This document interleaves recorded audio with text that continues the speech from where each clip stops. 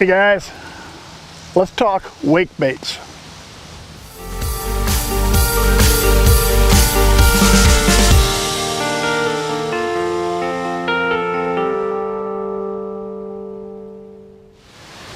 You know, fall is here, so like in the spring, that means we can go back to some topwater fishing. I love topwater fishing. Now, about a month ago, I was ordering some new blanks so I could paint some more lures, and I happened to see wake baits. And I thought, you know, I have never fished with wake baits before, so I thought I'm going to give this a try. So I ordered a few, painted a few up. This one happens to be a bluegill pattern. I've also done one in a black. The wake bait I found, as I've been fishing it now for a few weeks, to me is a perfect slot. It fits right in between frogs and whopper ploppers or buzz baits. You know, frogs are, you know, a little bit quieter working them. It's a little slower. You hit them into some heavier cover. The whopper plopper, the buzz bait, you know, you're moving fast, you're covering lots of water, it's something noisy, making a lot of noise and racket. The wake bait to me fills the niche in the middle.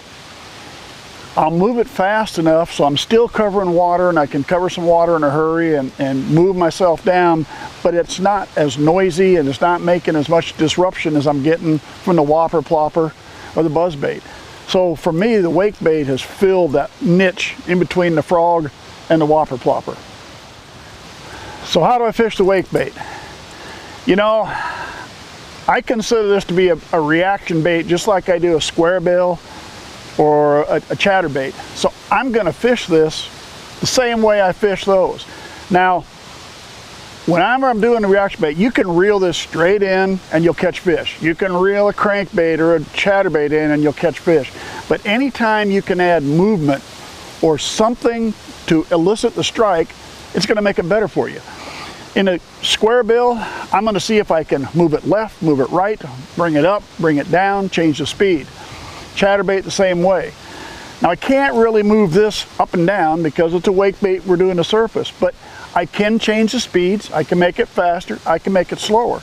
Now, take this area out here behind me. That entire area is about 3 to 5 feet deep with a lot of vegetation. There can be bass hanging anywhere out there. So I can take the wake bait here, put it about anywhere. Now I can use my rod tip. I can move it right, I can move it left. I can change the directions a little. I can change the speed, I can change the direction, I can even stop it if I want. And to me, that will elicit more strikes than just bringing it straight in all the time. You know, another nice thing about the wake bait is we can't be in the boat all the time, or maybe we don't have a boat. Like today, it's really windy, so I'm just trying to work the bank. The wake bait works real well in that situation. Again, a large flat area out here. It's got vegetation, it's probably holding fish, but a lot of times from the bank, it's hard to fish. The wake bait still allows you to do that.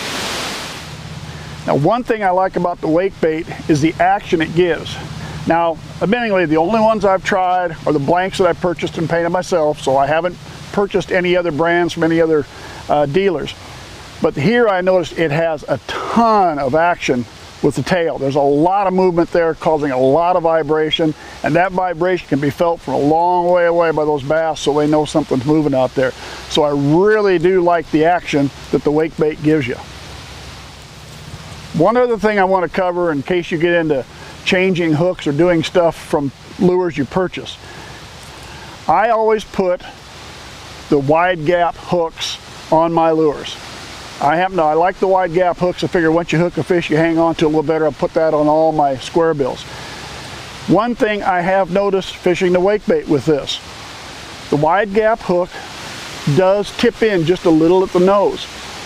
I've found that even when I'm getting some pretty decent vegetation or even lily pads, I've been able to bring this across and not necessarily hook into them, so I don't get snagged up with too much vegetation. It's not 100% weedless, but I've been getting by some. Drawback, I've also been getting some bass hitting this and I'm missing them. They're taking a swipe at it and I'm not getting them when they're taking the swipe.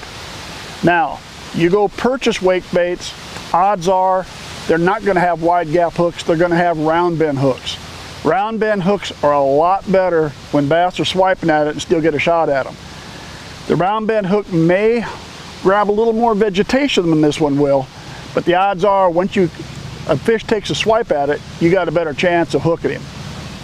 So in the end, I guess it's kind of a trade-off. The round bend hook might catch you a few more fish, but then again, it might also snag up a little more vegetation. This one might get me by a little more vegetation, but then again, I might have more fish taking a swipe at it than I'm not getting.